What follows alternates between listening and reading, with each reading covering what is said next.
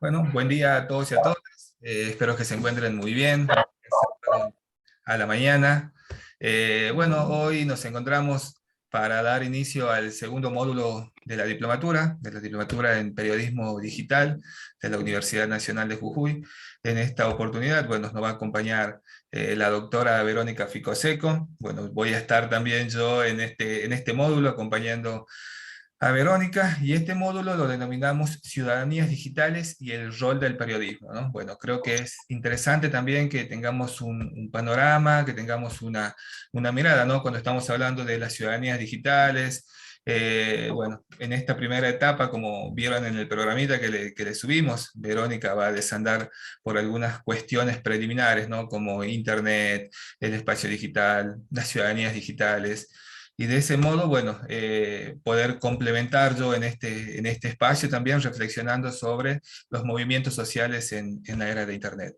La verdad que, bueno, es un módulo que lo pensamos con los compañeros y compañeras que escribimos este proyecto, y creemos que es una propuesta interesante como una entrada también teórica para que reflexionemos y de esta manera tengamos el pase hacia los módulos que son un poco más prácticos, donde no vamos a reflexionar tan teóricamente, sino que van a tener con otros docentes y otras docentes que están más ligados al territorio, ¿no? Al campo periodístico, y de esa manera poder ellos compartir sus experiencias y sus conocimientos para que ustedes tengan un panorama de lo que se está realizando en el periodismo jujeño.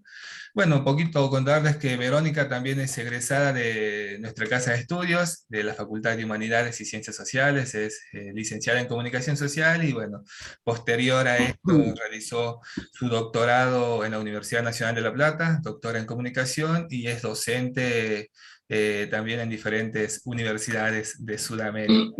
Verónica, así que bueno, es un placer, Vero, y bueno, escucharla, reflexionar a la par tuya va a ser un placer enorme.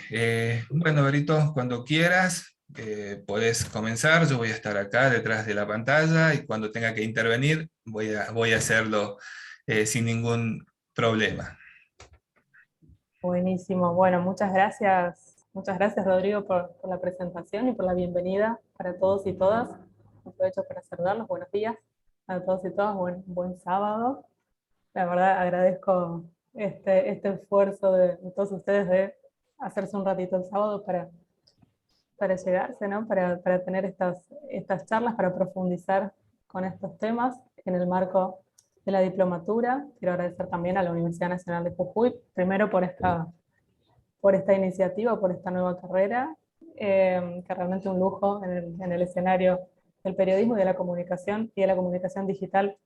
En Jujuy es muy interesante tener una propuesta como esta. Tengamos en cuenta que es una carrera que está apuntando a pensar y a traer a agenda temas que son tendencia en la academia en Latinoamérica y en el mundo. Así que vamos a resaltar esto, es muy importante y la verdad es maravilloso que tengamos este nivel, esta cantidad de gente participando. Realmente va a ser muy positivo para nuestro entorno en Jujuy.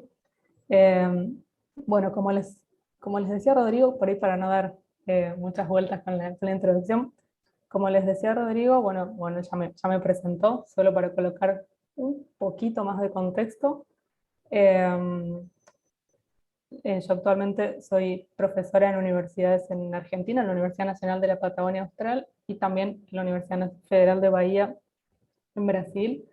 Así que el muchos de los diálogos y de los panoramas que vamos a charlar hoy van a involucrar tanto Argentina como otros países, ¿no? Vamos a intentar traer un poco ese panorama sobre cómo estamos pensando las ciudadanías digitales. Verito, estás silenciada. Eh, No sé qué pasó acá. yo Bueno, te silencié por silenciar a otra está. persona. Muy bien, no te preocupes. Pasa. Entonces, para comenzar un poco a trillar este camino, voy primero a tomarme unos minutos para contarles cuál va a ser la propuesta de estos dos encuentros, de estas 2 semanas medio intensas que va a ser el módulo 2. Y a continuación entramos sin muchas vueltas ya a los temas que vamos a tratar hoy. La idea, como les decía, es hoy ser más bien introductorias, con algunas cuestiones relativas a un concepto muy amplio, como son las ciudadanías digitales. Hay muchas maneras de enfocarlas, vamos a intentar profundizar en las principales, que son 3, ya las veremos. Y la idea es abrir debate, abrir charla y que podamos ir reflexionando, que podamos ir pensando, ir cuestionando, ir colocando en diálogo estos debates, estas definiciones con nuestros contextos en Jujuy. Eso, bueno, ya lo vamos a ir viendo en el aula virtual y en otros momentos. Pero ya para que quede la propuesta, la idea es que todo esto lo podamos ir charlando e ir relacionando con nuestros contextos a lo largo de la semana. Bien, voy a compartir mi pantalla aquí. Yo no estoy muy segura de cómo hacer eso, así que tal vez me demore un minuto.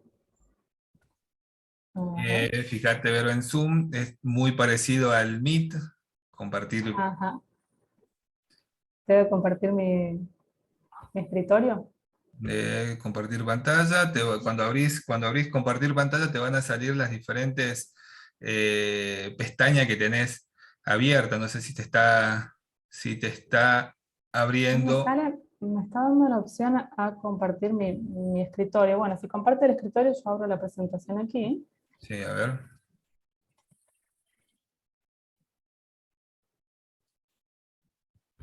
Y si no, veo la posibilidad de... ¿Querés compartir los sliders que tenés cargado en el... Me está bloqueando el firewall, qué cosa que no tenía prevista.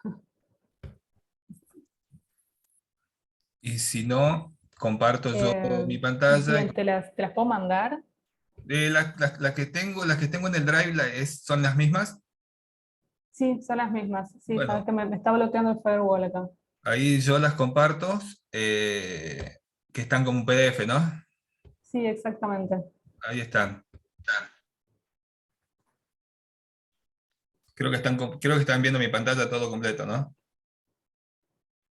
Sí, Sí, se ve completo. ahí está, Vero. No sé. ¿Querés comenzar por ahí? Vamos a la segunda diapositiva. Sí, vamos a la segunda. Bueno, en la primera habíamos colocado las formalidades del caso, ¿no? Este es el segundo módulo. El título del segundo módulo es Ciudadanías Digitales y el rol del periodismo. Ya lo había presentado Rodrigo, así que podemos ir directamente a la segunda pantalla. Bueno, para este segundo módulo lo que les vamos a proponer es lograr esto que tenemos aquí, ¿no?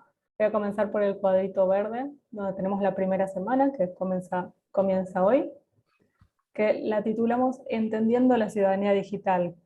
¿Por qué esta cosa tan amplia, ¿no? Entendiendo la ciudadanía digital. Bueno, primero porque va a ser un proceso, la propuesta es que nos tomemos 2 semanas para entender las ciudadanías digitales, y segundo porque se trata, como ya estábamos mencionando, se trata de un concepto muy amplio que tiene muchas maneras de ser abordado. Muchas veces escuchamos hablar de ciudadanía digital y hay que afinar un poco la atención porque no sabemos bien de qué estamos hablando cuando hablamos de ciudadanías digitales. Vamos a claramente intentar elucidar un poco esa cuestión. Y para esto vamos a desgranar algunos temas, subtemas dentro de este tema general que es entender de a poco, ir entrando en el proceso del enfoque de las ciudadanías digitales. Primero, entender Internet como un lugar social, a partir de tan atrás y de comprender por qué Internet se lo considera hoy un espacio social, es lo que le va a dar sentido a todo lo que podamos debatir después, porque no tiene mucho sentido que hablemos de ciudadanías si ya de entrada no ponemos la base de, bueno, esto es un espacio, ¿no? Esto es un lugar. Por otro lado, también vamos a hablar un poco, brevemente, de algunos autores y autoras que han sentado bases muy fuertes en Latinoamérica respecto a qué hace la gente online, o sea, qué es lo que está pasando cuando la gente está en las redes, en Internet, consumiendo información, produciendo información, viviendo parte de sus vidas. Bueno, ¿qué es eso? Es parte de la vida, y nuevamente entender esto es lo que nos va a dar una base para entender o ponerle perspectiva las diferentes maneras de pensar las ciudadanías digitales. Nuevamente, la idea es esta hoy, ¿no? Ir sentando bases para que tengan sentido otros debates. Si no, estos debates, si no tenemos esta base, se quedan medio en el vacío, se quedan medio en palabras, y la idea es que podamos traerlo a la vida de las personas, a nuestros contextos y a nuestros contextos en Internet, a nuestros contextos online también, que son parte de nuestra vida, ¿no?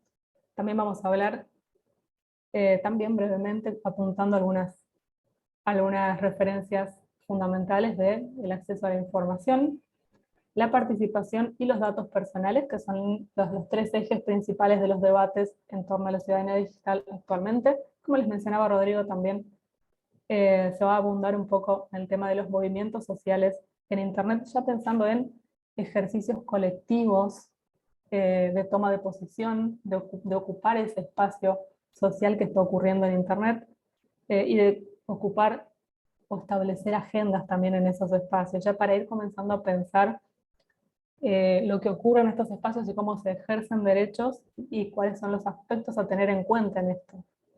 Bien, y en la segunda semana, bueno, durante la semana habrá algunas actividades que van a tener que ver con estas cuestiones y con pensar estas cuestiones, y en la segunda semana la idea es que hagamos la continuación, ¿no? Que tomando la base de lo que hablemos hoy, pensemos y nos aproximemos más a la relación entre las ciudadanías digitales y el periodismo, ¿sí? Y el ejercicio del periodismo y de la comunicación. Vamos a hablar de algunos temas que están muy de moda y que son de enorme interés, diría de uno de los intereses principales para comunicadores y comunicadoras, por ejemplo la cuestión de los algoritmos, el efecto de la burbuja informativa tan famoso, y que nos va a servir bastante poder enfocarlo y pensarlo desde las ciudadanías digitales, ¿sí? Porque generalmente son conceptos que los vemos asociados a la cuestión del marketing, del lucro en las redes, de la generación de riqueza en las redes, de la acumulación de capital, pero la cuestión relativa específicamente con la ciudadanía se habla un poquito menos, y para los comunicadores y comunicadoras es justamente ese el tema que más nos afecta, ¿no? En el día a día, lo que más nos toca desde las decisiones profesionales y deontológicas. También vamos semana que viene, pero para eso tomamos la base hoy, a pensar otros fenómenos muy conocidos de los que se habla mucho y que queremos pensar deliberadamente desde las ciudadanías digitales, como las fake news, los haters, los trolls. Y vamos a pensar también en los movimientos de resistencia, en los movimientos de defensa, de exhibición no, de construcción de la diversidad. O sea, no solo las posibilidades o estas manifestaciones de agresión online y cuál es su relación tanto con con la comunicación como con la ciudadanía, sino también con las reacciones a esto, ¿no? Son los movimientos de diversidad y de defensa. Eso también es interesante, ¿no? Para pensar las ciudadanías digitales tanto como ejercicio pleno, de un cierto modo, de cero estar en nuestros contextos, tanto online como offline, a pesar de que ya entraremos en ese debate también de la dualidad, sino también para pensarlos desde el punto de vista del periodismo y de la ciudadanía, ¿no? Del ejercicio efectivo del periodismo frente a estos dilemas y cuánto nos toca, ¿no? De cerca estos debates y estas responsabilidades en muchos sentidos, ¿no? Y vamos a cerrar, la idea es que podamos cerrar la segunda semana intentando responder entre todos, entre todas, la pregunta de qué tiene que ver todo esto que pasa online con las ciudadanías digitales. Aquí deberemos agregar qué tiene que ver esto con el periodismo y las ciudadanías digitales. Vamos a intentar que estas 2 semanas nos lleven hasta ahí a responder esa pregunta, pero vamos a dejarla por hoy ahí planteada y a continuar un poco con desarrollando las ideas para hoy. Vamos a pasar a la tercera pantalla, Ro. Perfecto. Antes de continuar, bueno, todos y todas, siéntanse en confianza y en libertad para comentar lo que quieran en el chat, para hacer preguntas, para hacer comentarios, para dar ejemplos y para quienes se animen a abrir el micrófono y hacer preguntas y dialogar, estamos más que abiertos, abiertas a, a ello. De hecho, es lo que nos gustaría, ¿no? Que podamos dialogar. Así que por favor, no me dejen hablando sola y, y pueden participar, pueden intervenir, preguntar y todo lo que quieran. Lo único que si las preguntas no por el chat, voy a pedir que por ahí me avisen. Bien, voy a retomar aquí. También, si algo no queda claro o si voy muy rápido, me pueden ir avisando. Bien, entonces, continuando. Antes de entrar en estos temas, y para que comencemos a imaginarnos la dimensión de lo que estamos hablando, cuando decimos ciudadanías digitales, ¿qué es lo primero que se nos viene a la cabeza? Lo primero que pensamos. Eh, bueno, probablemente estamos pensando en alguna forma de ser o alguna garantía de derechos, de cosas que pasan en Internet. ¿Qué se les ocurre que pueden ser las ciudadanías digitales? Bueno, por ahí si alguien se anima a ir respondiendo en el chat. Eh, bueno, básicamente, cuando decimos ciudadanías digitales, lo primero que nos evoca esta idea tiene que ver con bueno, la ciudadanía que conocemos, que es un conjunto de deberes y responsabilidades y derechos, que cambia según el contexto, según el país, según la época histórica. Bueno, esto llevado a lo digital, más o menos se nos ocurre una cosa así, ¿no?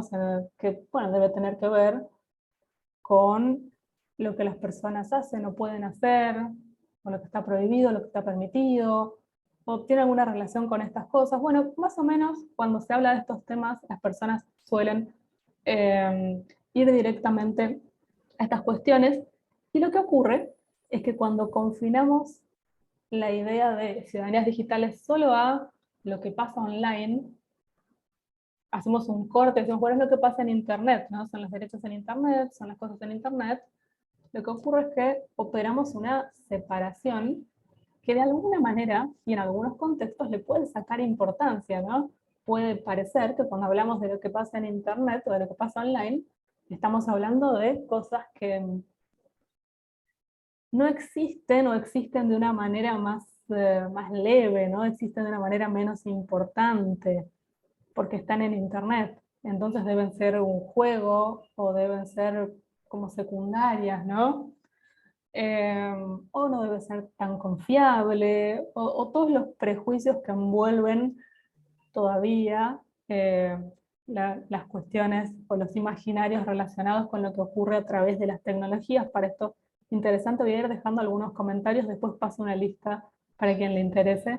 Para esto interesante llevar en cuenta los trabajos del investigador cordobés Pepe Cabrera. Hay una música de fondo. Y ya me fijo Hola, a ver ¿cómo estás? quiénes son, para Muy ver, bien. ahí tenés un comentario en el chat. Bien, bien, muchas Genial. Listo, ahora lo veo. Bien. Aquí alguien dice sobre ciudadanías digitales, se me ocurre tener conocimiento de tecnologías y utilización de las mismas. Efectivamente, esa es otra de las acepciones de ciudadanías digitales y es una de las más conocidas también. Aquí alguien comentó también, tal vez aquellos ciudadanos que deciden participar en Internet y por redes. Exactamente, la participación es otro de los puntos centrales de las ciudadanías digitales y cómo van apareciendo cosas, ¿no? La posibilidad de apropiación tecnológica, la posibilidad de participar, y todo esto siempre relacionado con estar online, ¿no? Estar en Internet. Yo coloqué para que pensemos un poco en esta cuestión de qué magnitud tiene este debate. Este pequeño gráfico que lo saqué de un sitio que se llama Branch, que es un sitio que elabora gráficos en base a censos y estadísticas de organismos confiables, ¿no? De organismos fiables, a través de la herramienta Hotsuite, que es una herramienta gratuita para hacer gráficos estadísticos. Bueno, esta infografía que toma como base datos del censo, la verdad, proyecciones a partir del último censo en Argentina, y que nos muestra un poco el escenario de la conectividad en el país. Básicamente me interesaba que veamos el último botón, que está moradito, violetita, en el que se refieren específicamente, estos datos son del 2001, en realidad los datos son de 2001 dije, ¿no? 2021. 2020, elaborados en 2021, en el que nos hace, no, lo que nos indica ese dato es el tiempo promedio que pasan en Argentina una persona de 16 a 64 años, o sea, es medio amplio, ¿no? El tiempo promedio que pasa en Argentina una persona conectada a un dispositivo móvil, o sea, que está navegando por internet en su celular. Obviamente en esto, si leemos la letra chica, aquí está considerada también el tiempo de llamadas, o sea, el tiempo que estamos en llamadas, el tiempo que estamos chateando en WhatsApp, el tiempo que estamos buscando información, mirando una serie o lo que sea que hagamos en el celular. Son casi 5 horas el promedio para Argentina. 4 horas 52. Claramente esto tiene muchas diferencias regionales y muchas diferencias por edades, pero la idea es solamente tomarlo como referencia, ¿sí? En promedio en el 2021 en Argentina se calculaba, no sabemos en qué estado está eso ahora un año después, se calculaban aproximadamente 5 horas por día en que una persona adulta estaba frente a la pantalla de su celular online, digamos, conectada a internet, o sea, en redes sociales, llamadas. Cuando digo llamadas por internet estamos hablando de aplicaciones tipo WhatsApp, Zoom y demás, que efectivamente se basan en el intercambio de paquetes de internet, ¿no? Y en referencia a eso, Vero, bueno, Bien. quisiera hacer algún agregado, más que nada desde la parte práctica, ¿no? Si ustedes tienen sus teléfonos móviles, la mayoría de sus teléfonos móviles tienen una aplicación o dentro de la configuración de sus teléfonos, una pestaña o un icono que se llama Bienestar Digital y Controles Parentales. Ustedes dentro de ese espacio de su teléfono de controles parentales, bienestar digital, pueden observar y pueden llevar un registro de cuántas horas están ustedes mismos navegando por sus teléfonos y por qué aplicaciones, por qué sitios web y por qué diferentes herramientas de su teléfono ustedes están navegando. Yo creo que les voy a mostrar un ratito a mi teléfono ahí, no sé si lo están, no, creo que no se puede ver. No, ahí están viendo. Bueno, Sí, sí se ve. dentro de ese control de bienestar digital, yo hoy ya llevo 47 minutos en mi teléfono móvil. Ustedes hacen clic dentro de esa burbuja y les va a ver, van a ver, bueno, cuáles, en comparación de los otros días, cuántas horas interactuaron con su teléfono. En mi caso, yo ayer día viernes estuve con mi teléfono móvil 6 horas 47 minutos, 6 horas 37 minutos. Bueno, este es un ejercicio que lo podemos hacer nosotros también desde nuestro teléfono y tener un control, ¿no? De cuántas horas al día estamos navegando. Ustedes, si ven ahí en mi teléfono, que WhatsApp es el sistema de mensajería instantánea que más utilizo, después Facebook, después Instagram y algunas otras herramientas como YouTube, la cámara de foto. Bueno, es un ejercicio bastante interesante que podemos hacer para tener un control y un registro. Y quizás muchos de ustedes también realizan sus actividades periodísticas, sus tareas de educación, de prensa con su teléfono móvil y quizás puedan apreciar en esas herramientas digitales o esas aplicaciones que tienen en sus teléfonos y poder llevar un registro y decir, bueno, che, qué locura las horas que estoy consumiendo, o bueno, teniendo en cuenta nuestros trabajos también, bueno, decir, bueno, trabajo con mi teléfono, trabajo con internet, trabajo con las redes, soy productor de contenido en caso de que sean productores de contenidos, y seguramente eso va a variar, como dice también Verónica, de acuerdo a las necesidades y a los trabajos de cada uno. Perfecto. Buenísimo, Rodrigo. Efectivamente, ese es un interesante ejercicio para hacer. Claramente, no para decir, bueno, me tengo que controlar, tengo que estar menos tiempo en las redes, no es eso de lo que estamos hablando, sino justamente pensar la dimensión que tienen Internet, que es lo que estaba mencionando Rodrigo, pensar la dimensión que tiene en nuestro día a día, ¿no? Él nos mostraba, bueno, el sábado son las 10:30 de la mañana y ya tengo casi 50 minutos online, ¿no? Entonces pensar esto, si yo trabajo con las redes, si trabajo con educación online, si trabajo con producción de contenidos, bueno, el trabajo periodístico tiene mucho de esto, voy a estar tanto tiempo conectada a internet, voy a estar intercambiando información, voy a estar en las redes sociales, voy a estar hablando por chat, por WhatsApp, por Facebook, demás.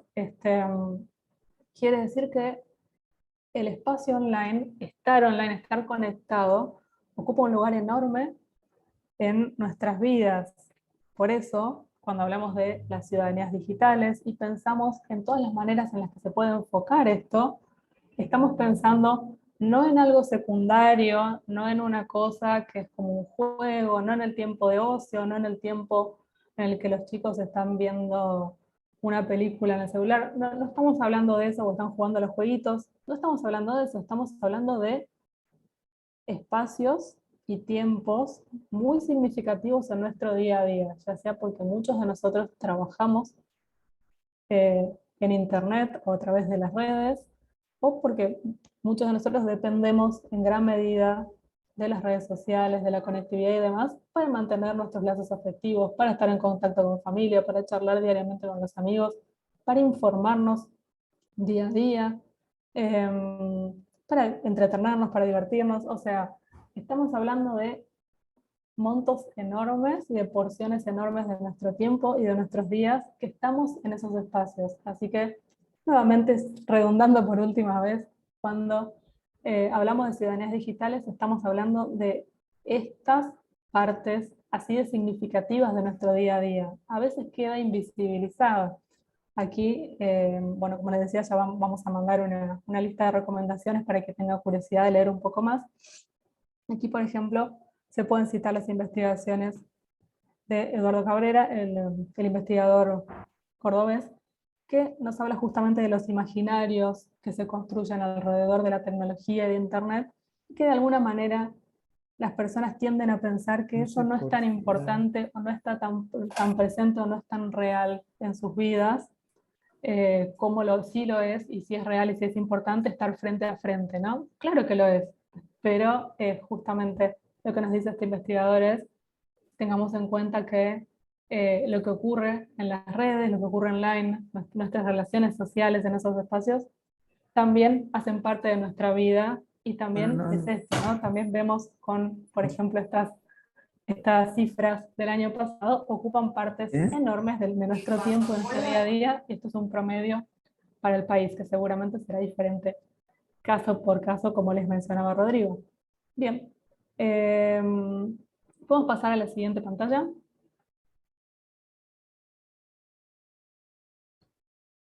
Y aquí entramos en uno de los temas que es como la base para comprender la importancia o para darle dimensión a los debates sobre ciudadanías digitales. Y tiene que ver con comprender Internet como un lugar, ¿sí?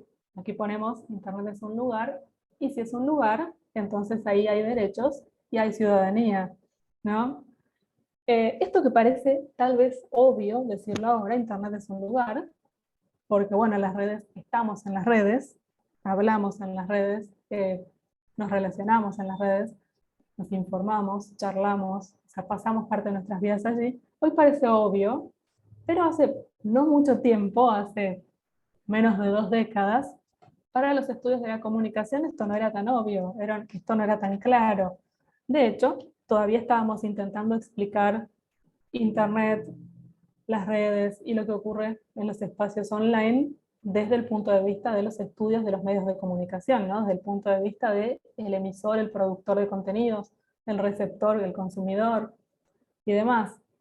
Más o menos en los últimos 20 años se fue desandando y se fue, a medida que también se iban sofisticando algunos mecanismos para interactuar en espacios online, se fue desandando y muchos investigadores e investigadoras comenzaron a pensar y a proponer ideas y maneras de aproximación a las redes sociales y a Internet, pensándolas más como espacios, como lugares donde las personas hacen cosas, no tanto como lugares donde se coloca contenido y hay gente que lo consume, que sería, por ejemplo, lo que se llama ahora la web 1.0, sino ya comenzar a pensar como lugares de interacción, espacios donde la gente interactúa. Bien, acá tenemos algunas teorías que seguramente a algunos les deben sonar conocidas, las vamos a dejar también entre la bibliografía optativa para quien tenga interés en continuar profundizando. Teorías como la de la sociedad en red de Howard Reinhold, por ejemplo, que nos hablaba ya que no se puede pensar en productores de contenido, consumidores de contenido, porque actualmente todos coproducimos todo lo que circula en las redes lo estamos coproduciendo, y no porque todos seamos autores o autoras de lo mismo, sino porque cada vez que circula una información, que circula una producción de contenido, la persona que la encuentra, que la lee o que la consume, digamos, es un video, un audio, un podcast o lo que sea, la coloca en otro contexto porque la comparte, por ejemplo, en sus propias redes, y eso hace que cambie el mensaje, porque ya se está compartiendo en otro lugar con otras personas. O puede también tomarla y editarla, tomar una parte. O sea, hay algo de producción y de autoría en la manera en que las personas ven, consumen e interactúan con los contenidos online, ¿no? Por un lado esto relacionado con los contenidos y por otro lado lo que veníamos hablando. También en estos espacios, como por ejemplo las redes sociales, la gente, Ro, dejamos de ver la presentación. También en estos espacios la gente hace cosas, ¿no? Gente que se relaciona, se conoce, se relaciona con su familia, trabaja. Entonces, desde ese punto de vista también quedaba insuficiente pensarlo como si fuera una cuestión de emisores y receptores, sino que de alguna manera se ajustaba un poco la idea de pensarlo como espacios. Eh, Rodrigo, se fue la presentación de la pantalla. Ahí me fijo, Vero, qué pasó. Perfecto, no te preocupes. Eh, Bien, voy a continuar entonces. Por este motivo es que, más o menos como les decía, en los últimos 20 años, estamos comenzando a pensar, a partir de hace 20 años para esta parte, estamos comenzando a pensar Internet desde la comunicación como un lugar social. Primero, aquí coloqué los tres ejes de este debate. Estoy aquí hablando de un debate de 20 años, así que hay mucha tela para cortar, pero vamos a resumirlo aquí en estos tres ejes y algunas recomendaciones de autores. Porque desde la comunicación, desde el periodismo, desde la producción de contenidos, desde la interacción online, nos interesa enfocar o pensar Internet y las redes como lugares, o porque creemos que esto tiene sentido. Primero, porque entendemos que se pueden pensar como espacios. ¿Sí? Son espacios, ¿por qué? Porque primero que todo, porque en los espacios las personas hacen cosas, ¿no? Las personas están en ese espacio y hacen cosas. Hacen cosas con su vida cotidiana, buscan información, ven las noticias, ven series, ven novelas, hablan con su familia, trabajan. O sea, las personas hacen cosas en los espacios online igual que lo hacen en los espacios físicos. Vero, Y por disculpa, otro lado, confirma sí, si se está compartiendo ahora la pantalla. a ver, te confirmo ahora, sí, sin ningún problema. Y por otro lado, porque ¿cuál es la característica principal de los espacios? Acá estoy hablando de las teorías desde el punto de vista de la geografía social. Los espacios son un conjunto de referencias compartidas, por ejemplo, referencias que tienen que ver con una espacialidad, un dónde, que no necesariamente es físico. Puede ser, por ejemplo, un URL, una dirección en Internet, un link, ¿no? Una referencia de un dónde, y una serie de relaciones, de códigos de conducta, de maneras de estar, de maneras de expresarse, de maneras de intercambiar en esos espacios, ¿no? Y si pensamos en esto, que para la geografía social un espacio es eso, bueno, yo esa definición se la puedo aplicar tranquilamente a una red social, por ejemplo, ¿no? Hay un dónde, que es un link donde puedo entrar, hay una presencia, estoy yo, está mi usuario, digamos, y las demás personas con sus usuarios, Y hay maneras, hay cosas que puedo hacer y cosas que no puedo hacer. Hay límites impuestos por el mismo diseño de la interfase.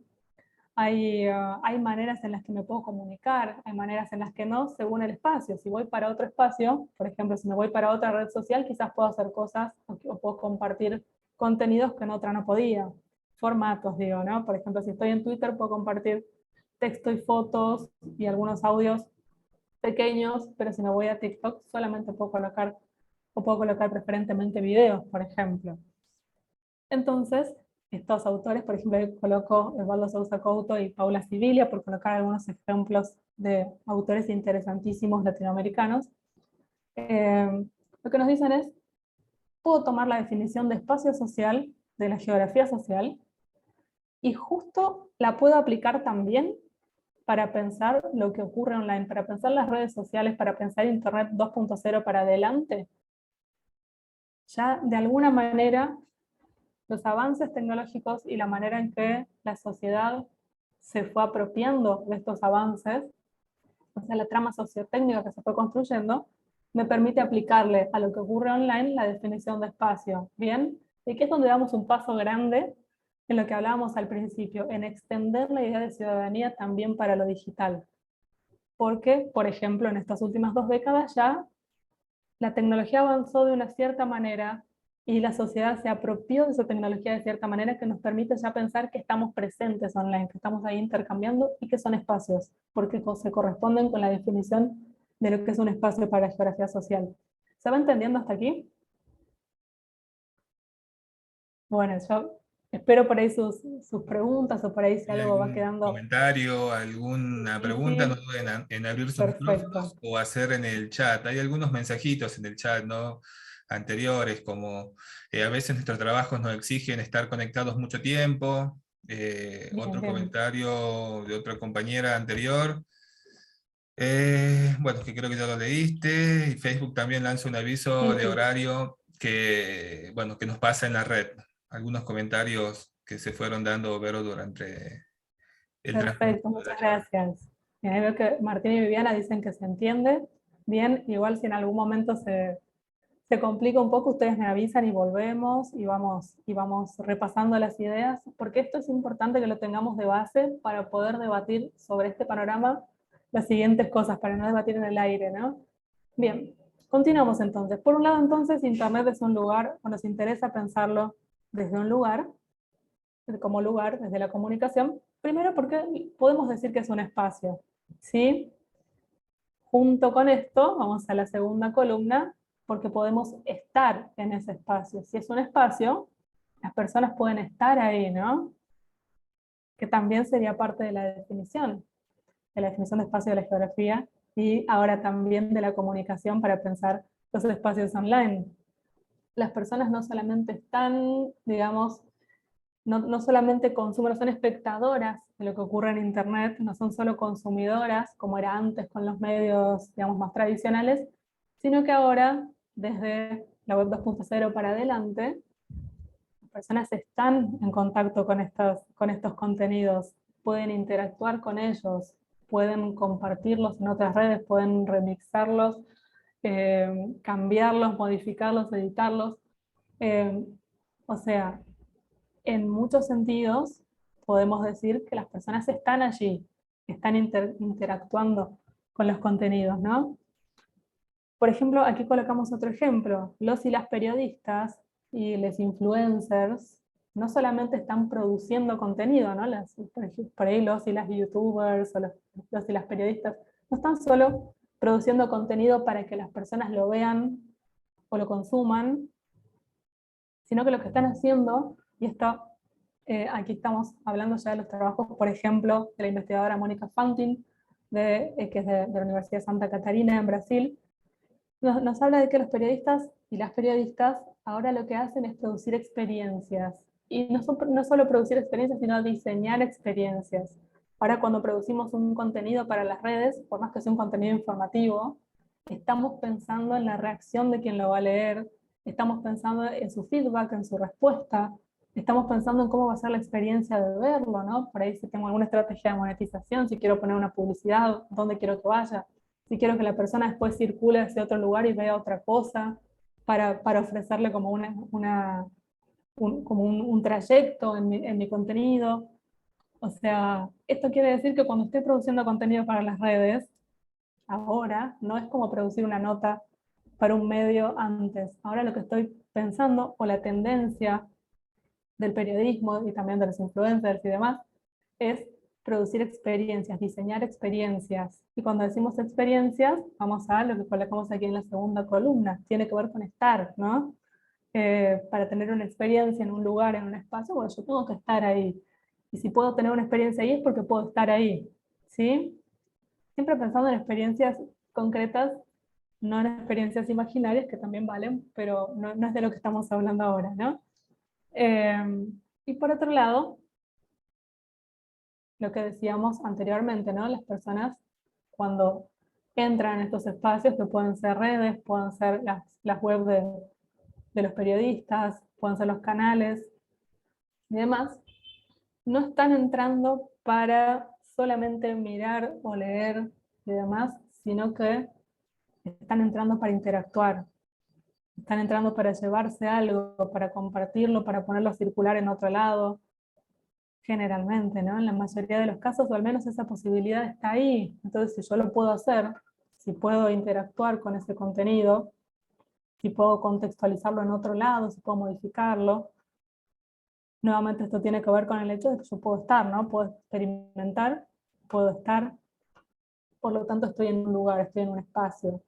Aquí también es interesante, y lo coloqué ahí justamente para no olvidarme de mencionarlo, darle una mirada a los trabajos de Muniz Sodré, un famosísimo y fundamentalísimo autor de la comunicación en América Latina. Estoy viendo aquí un mensaje. Bien, aquí Cecilia nos dice: nos convertimos todos en prosumidores dentro de este mundo tecnologizado y como una consecuencia de vivir en la aldea global. Exactamente a esto se podría aplicar el concepto de prosumidores, justamente que tiene que ver con esto, ¿no? De que ya no se puede pensar, es también lo que decía Howard Reinhold, no se puede pensar en una separación entre productor y consumidor en absolutamente nada, en obras de arte, películas, notas periodísticas. No se puede pensar en una separación entre productor y consumidor porque estamos todos interactuando, porque estamos todos en ese lugar, todos y todas, ¿no? Es que nos vayamos con claridad sobre esta propuesta de enfoque que tiene que ver con pensar Internet, las redes como lugares, ¿no? Como espacios. Porque esta es la base para, voy a seguir repitiendo, para pensar las ciudadanías digitales. Y bueno, pasando a la tercera columna entonces, ya vimos Internet como espacio, que podemos estar en estos lugares, y también podemos pensarlo como lugar porque tenemos derechos, ¿no? Porque hay derechos involucrados en nuestro estar y poder entrar y salir de las redes o de Internet. Bien, lo que nos dicen algunos autores y autoras que han desarrollado trabajos en esta línea en el último par de décadas, es que bueno, si Internet y las redes son lugares, si son lugares donde las personas están, esto quiere decir que también son lugares donde las personas tienen derechos y tienen dignidad, digamos, ¿no? En estos lugares pueden ejercer su ciudadanía, y también aquí viene otra cuestión que es la base de la mayoría de estos estudios a los que estoy haciendo referencia, y es las personas necesitan sentirse seguras en estos lugares. ¿Sí? Las personas pueden ser vulneradas en sus derechos, vulneradas en su integridad, inclusive en espacios online. Esto ahora nos parece obvio, pero hace 20 años no era tan obvio que alguien podía ser violentado o podía ser vulnerado en sus derechos estando en un espacio online. Bueno, desde este punto de vista, desde este análisis, bueno, si puede pasar esto, si yo puedo ser víctima de una agresión o puedo ser silenciada, o algunos grupos, algunos colectivos pueden ser silenciados y violentados en el espacio online, entonces quiere decir que también debería haber mecanismos para que esto no ocurra, porque deberían ser defendidos o deberían tener eh, derecho a esa defensa, ¿sí? Aquí hay un debate muy profundo y muy ramificado que tiene que ver con la legislación de lo que ocurre online, que cambia mucho de país en país. No vamos a entrar ahí, pero con lo que nos queremos quedar hoy es con esta idea. Es un espacio es un espacio donde podemos estar, y es un espacio donde pueden pasar cosas positivas, negativas, donde las personas pueden expresarse plenamente o pueden ser silenciadas y víctimas de violencia. Por lo tanto, se abre también el debate sobre, bueno, en estos espacios también podemos hablar de derecho y también podemos hablar de ciudadanía, ¿sí? No solo por esto, porque pueden ocurrir hechos de violencia y demás, sino porque son lugares donde las personas están y hacen cosas. Así que se abre a partir de estos tres ejes, de estas tres ideas, cada una de ellas muy trabajada y muy desarrollada durante varias décadas, se abre aquí la base, o se siente una base, para pensar desde la comunicación las ciudadanías digitales, ¿sí? La idea, y que nos quede claro, estoy siendo muy redundante, pero porque es una base, es una clave para de aquí en adelante, es que tengamos en cuenta que estamos partiendo desde los estudios de la comunicación en las últimas 2 décadas aproximadamente, que ya no estamos pensando en los medios de comunicación tradicionales, sino que estamos pensando en la comunicación en las redes, a partir de 2.0 en adelante, desde el punto de vista de la construcción de experiencias, del estar online y de un espacio co-construido que es el espacio de la comunicación. Bien, y ahí es donde tiene sentido, desde nuestro punto de vista, el que vamos a desarrollar en este módulo, el debate sobre las ciudadanías digitales. Bien, Rodrigo, te pido que pasemos a la siguiente pantalla mientras vemos acá un mensaje. A ver. Sabrina nos dice que tampoco todos deciden estar, sino que el Estado a veces nos obliga porque tenemos que hacer casi todos los trámites en Internet. Bien, efectivamente, ahora vamos a hablar sobre eso. Y José, para que empezamos a aprovechar el Internet, mientras más pertenezcamos en línea, más aprendemos. Como en todo orden, más descubrimos, más experiencias adquirimos. Efectivamente.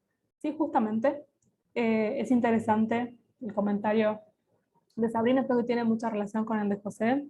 Justamente algunas, como todo espacio, ¿no? como todo espacio social, como todo ejercicio de derechos y de ciudadanía, hay, hay algunos espacios que frecuentamos por gusto, por deseo, porque nos divierte, porque nos hace bien, porque es parte de lo que queremos hacer.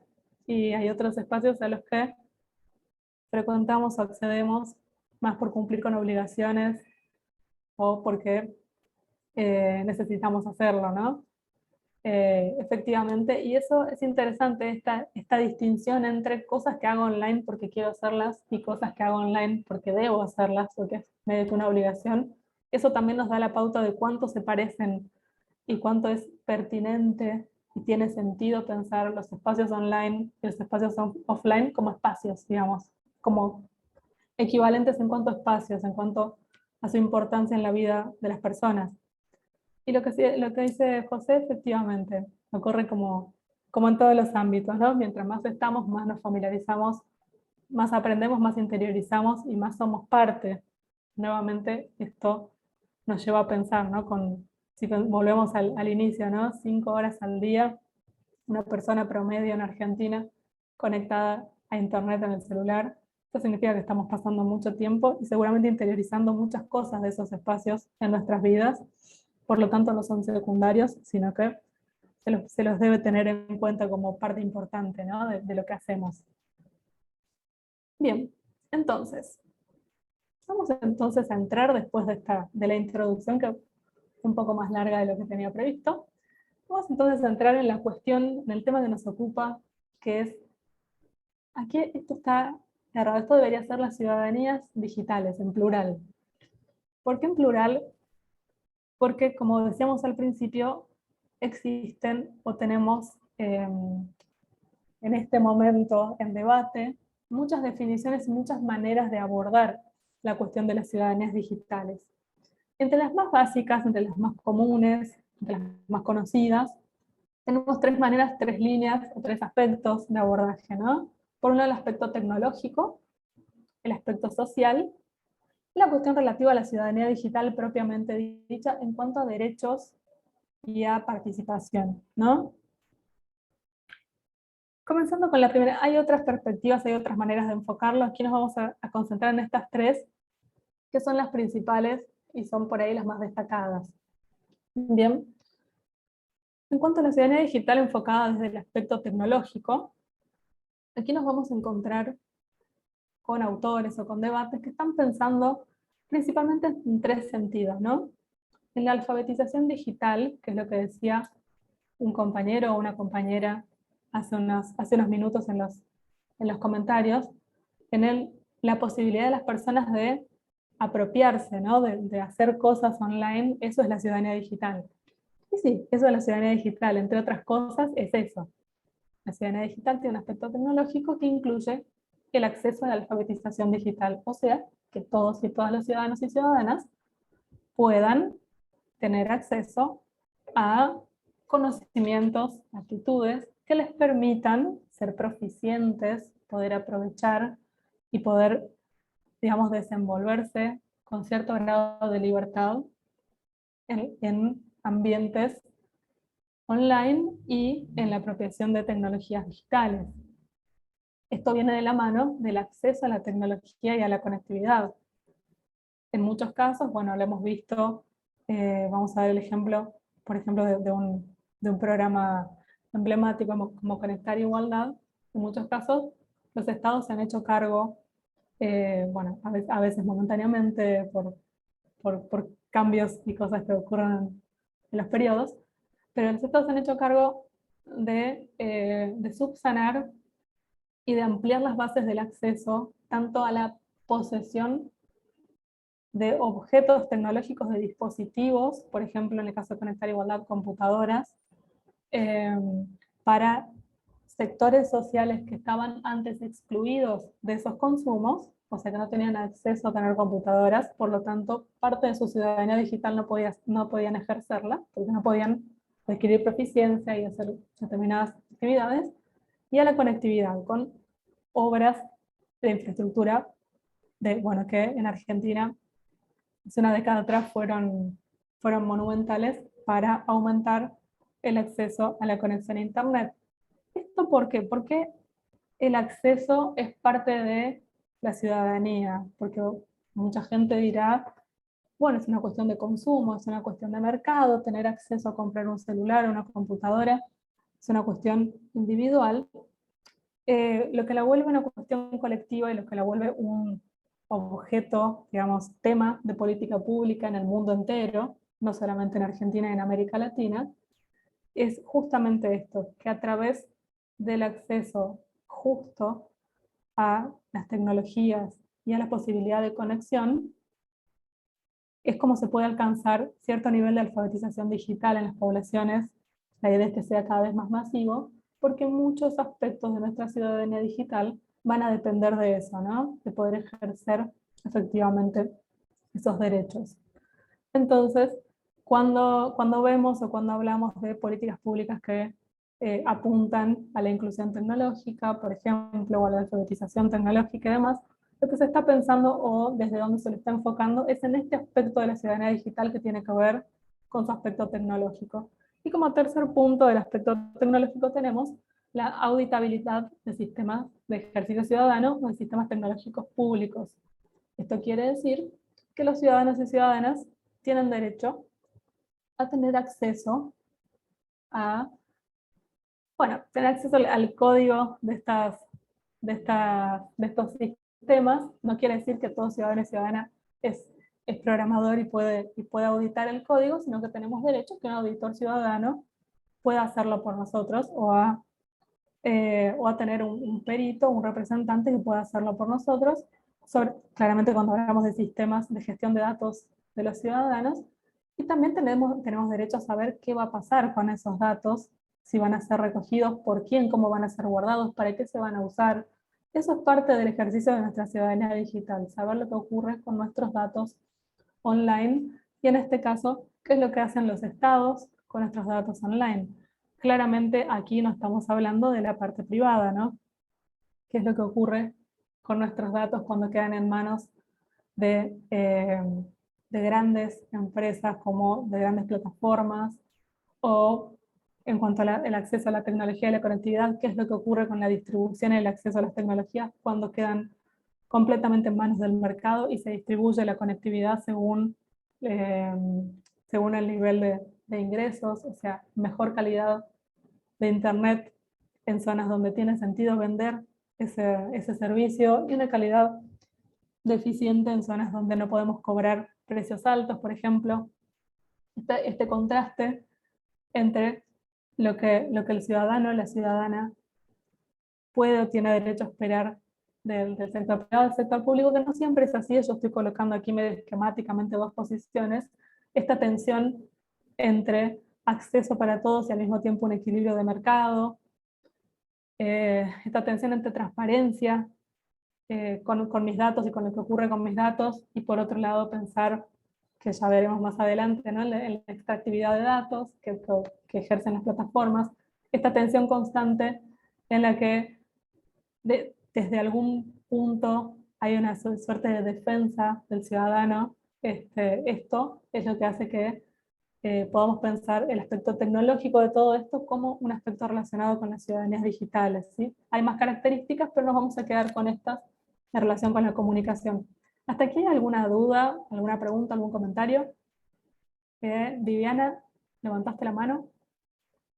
¿Querés abrir el micrófono? O si no, puedes... Sí, Vero, ahí no perfecto. te quería interrumpir, Bien. pero bueno, en cuanto a lo que venías conversando, y acá en uno de los chats de Sabrina, que hablaba acerca de que el Estado a veces como que nos obliga a incursionar como ciudadana digital, quería compartir una experiencia personal. En realidad era para dar como una nota de color, porque digo, teniendo en cuenta esto del acceso, la conectividad y la alfabetización, ¿no? A mí me pasó, por ejemplo, la semana pasada de ir a la comisaría y sacar simplemente el trámite del certificado de residencia y convivencia. Entonces cuando voy me dicen, no señora, tiene que hacer el trámite online, y me dan un link. Bueno, ingreso en link, cargo mis datos, me daban la opción de poder pagar a través de transferencia o a la comisaría. Aparte de hacer completar todo ese formulario, de todas maneras después tenía que ir igual a la comisaría para que un agente o un personal de la policía corrobore mis datos, de los cuales yo había cargado en la planilla.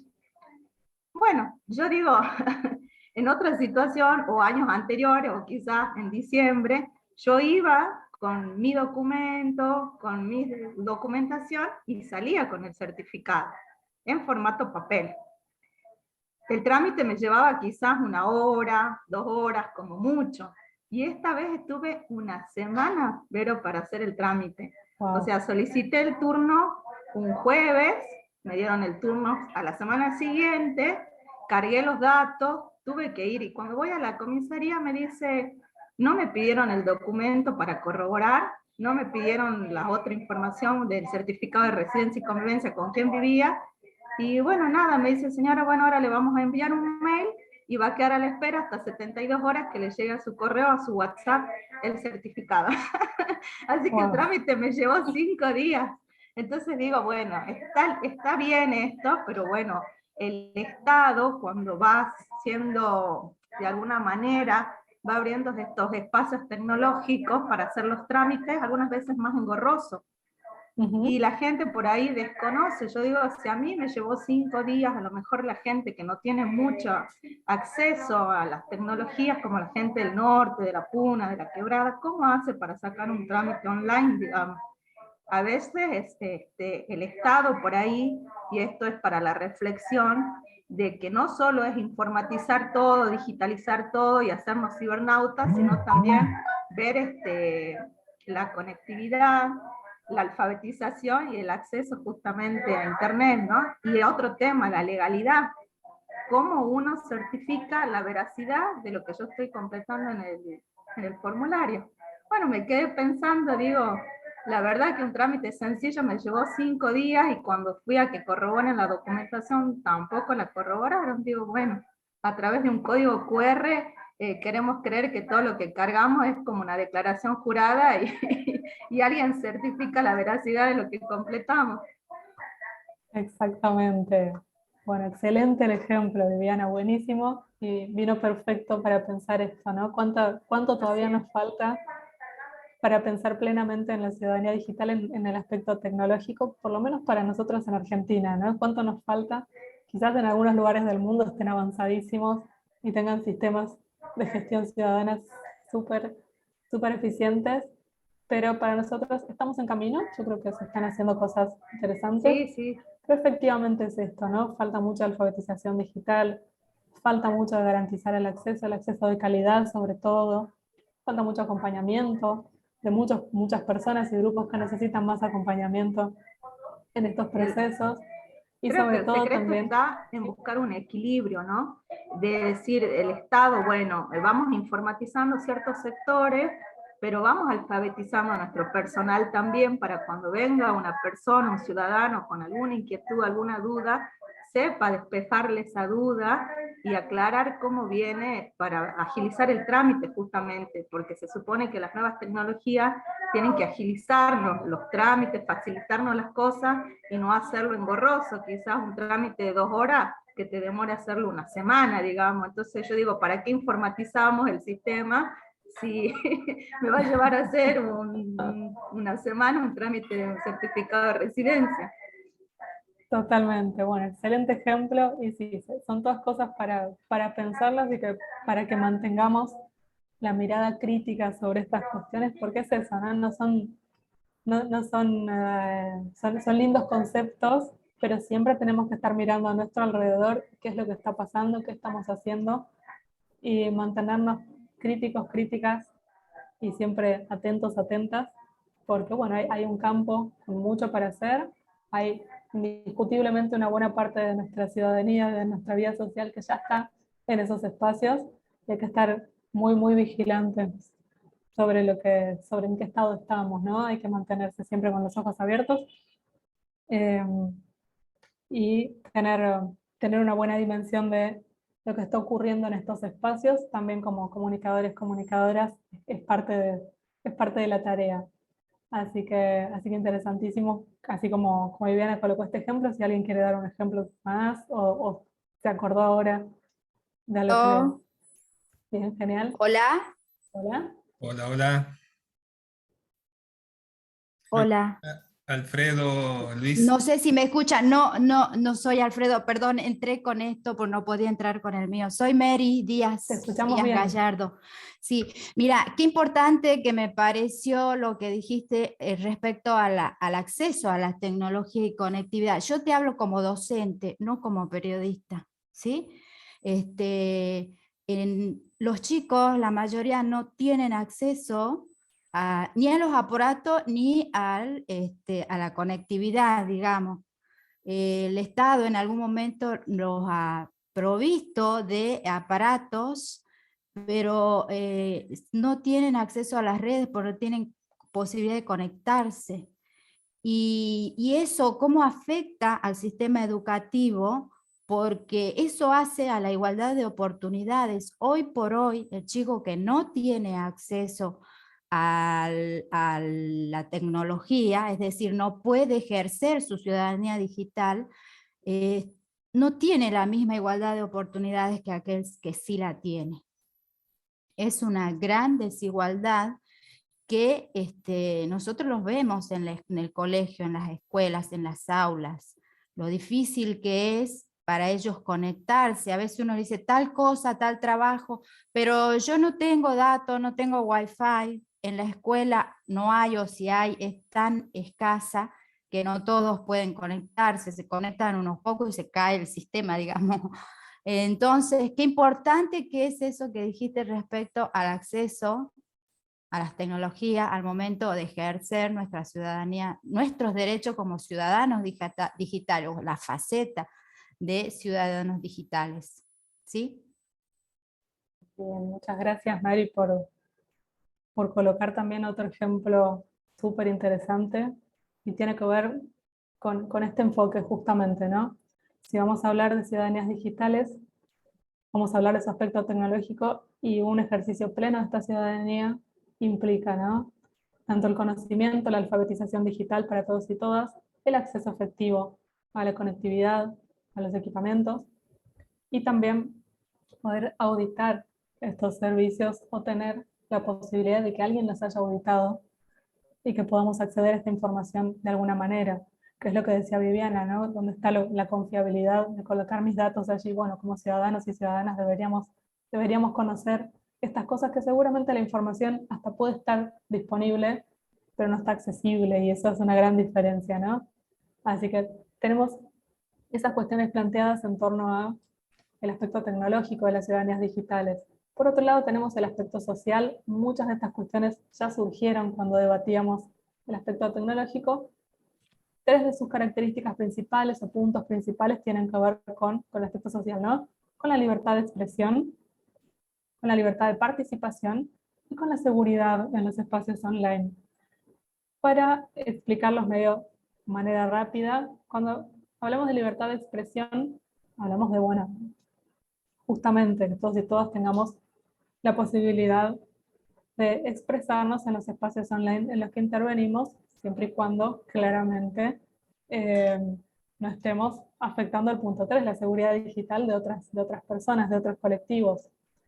Y la libertad de participación, que se parece mucho con la libertad de expresión, pero en este caso tiene que ver con mi posibilidad de estar en estos lugares, ¿no? Si yo no tengo acceso o no tengo conocimientos, eso va a impactar en que no puedo ser parte, ¿no? No puedo participar en estos espacios, no puedo participar en ciertos debates, no puedo estudiar ciertas cosas, no puedo acceder a cierta información. Y por lo tanto, eso cercena también mi ciudadanía digital en su aspecto social, ¿sí? Porque de alguna manera me voy quedando afuera o no tengo todas las herramientas y toda la información que necesito para tomar decisiones, para entender lo que está pasando, para juzgar lo que está pasando, para tomar decisiones importantes. Por ejemplo, ya vamos a hacer un preview de la semana que viene, por ejemplo, para elegir a quién votar o para creer o no creer determinadas cosas que se ven online. Bueno, si yo no tengo información, porque no puedo participar en esos espacios, o no puedo apropiarme de esos contenidos y no puedo debatir con personas de circuitos más amplios, posiblemente yo esté bastante limitada en mis posibilidades de tomar ciertas opciones, decisiones y de entender algunas cosas que pasan a mi alrededor, ¿no? Entonces, la ciudadanía digital en su aspecto social tiene que ver con esto, con una plena inserción en nuestro medio, en el sentido de tener la plena posibilidad de acceder y de participar. Bien, y la seguridad, ¿no? Tener, desde otro punto de vista, también la posibilidad de no ser invisibilizado, de no ser violentado, de no ser asediado, de no recibir bullying. Todo eso también cercena mi ciudadanía digital. Cuando veamos la semana que viene cuestiones relacionadas con los haters y el bullying y demás, vamos a ver que esto tiene que ver directamente con silenciar o con expulsar de ciertos espacios digitales a ciertos grupos. ¿Y por qué este movimiento, este tipo de violencia expulsa a ciertos grupos, a ciertas personas? Pues porque quiere silenciarlas, ¿no? Quiere de alguna manera dejarlas al margen. Y esto afecta las posibilidades de ejercicio de ciudadanía de muchas personas, inclusive en Internet, inclusive en las redes, ¿no? Bien, y por último, un tercer punto, lo que se llamaría la ciudadanía digital propiamente dicha o literalmente dicha, que tiene que ver con la parte más relacionada con el derecho, con la normativa y demás.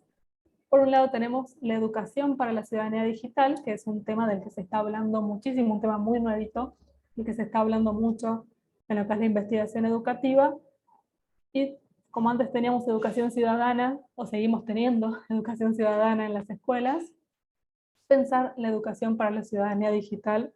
Pero Sí, antes que continuemos, te interrumpo, quizás acá hay un compañero, Arturo Quiroz, que tiene la mano levantada, a lo mejor quería hacer un comentario con respecto al punto anterior, y para no cortarte, Vero, bueno, me gustaría saber si Arturo tiene algún comentario. perfecto. Hola, sí, ¿qué tal? Buen día. Hola, Hola. Arturo. Sí, desde el Talar hablo, bueno, muchísimas gracias por hacerme parte de esta diplomatura. Hablo de parte como socio, digamos, de un proveedor de internet acá en el Talar. Manejo la parte informática, digamos, todo lo que es el pago mensual y de los clientes y demás. De la experiencia que, bueno, que vos acabas recién dar un ejemplo ahí, lo que te sucedió en la policía, con el trámite de residencia y convivencia que habías hecho. Bueno, agregar un poco que como proveedor, digamos, de Internet, como socio proveedor de Internet. Por ahí el Estado quiere llegar el Internet a todos los domicilios, a todas las casas, pero no hay un buen uso, digamos, del Internet, del mundo amplio que brinda el Internet. Nos sucede en algunos casos cuando vamos a instalar Internet en tal lugar y al toque te piden que le actives el Netflix, el Smart TV. O sea,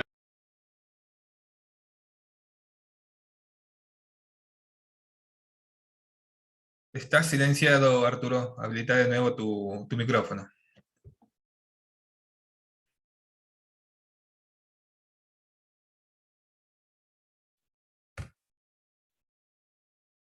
Seguís silenciado, Arturo. No sé si tenés algún inconveniente de conexión. Aparentemente no, porque figuras en la sala.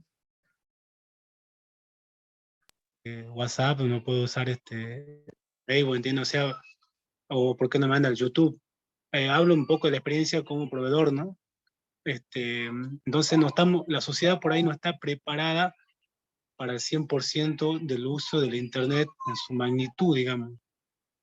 Y agrego también, digamos, que nuestro mismo proveedor, como lo es ARSAT, por ahí lo que le sucedió a Viviana, digamos, con el trámite de la policía, de residencia y convivencia, nos sucede también a nosotros. O sea, quien vende el Internet, ARSAT, también tiene esas dificultades por ahí de hacerlo ágil o rápido, a unos trámites que por ahí puede demorar horas, termina demorando días o semanas. O sea, por ahí ¿qué podemos esperar, digamos, de una escuela, de un hospital o de una policía cuando el mismo proveedor de Internet, como es ARSAT, en todo el país, tiene ese mismo problema, digamos, también en su plataforma por ahí de algunos trámites, ¿no? Así como para agregar eso, digamos que por ahí la ciudadanía no está todavía preparada al 100%, digamos, para dar el uso que se requiere el 100% del Internet, ¿no? ¿Me escuchó? Sí, sí, Arturo, te escuchamos. Bien, excelente ejemplo también. Y nos trae nuevamente a justamente lo que le estábamos diciendo, es un muy buen ejemplo para reforzar la cuestión, ¿no?, de la alfabetización digital y, y del acceso, como bases. Pero, perdón, habilita tu audio que sin querer te lo volví a Sí. silenciar por Ah, silencio. todo bien, Sí. ahí está. Ahora justo lo vi. Bueno, entonces esto, ¿no? Pensar en el aspecto tecnológico, en el aspecto de la alfabetización digital y el acceso como fundamentales, no como un detalle, como muy fundamentales para poder comenzar a pensar, ¿no?, en una ciudadanía digital plena. Así que interesantísimo el ejemplo y la experiencia de Arturo también en esta cuestión, que lo está viendo de primera mano.